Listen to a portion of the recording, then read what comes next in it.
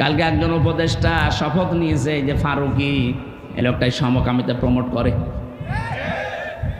দেশের ছাত্র জনতা এবং আলেমরা চাচ্ছে এই লোক যেন এই দায়িত্বে না থাকে।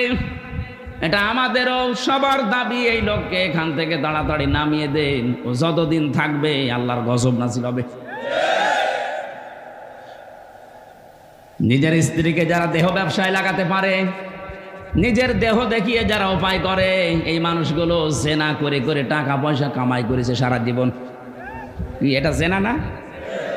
হয়তো লজ্জা স্থানের জেনা না হতে পারে, চোখের জেনা হয় না তাদের, হাতের জেনা, মুখেরটা, হৃদয়েরটা, তো বাকি আছে কোনটা?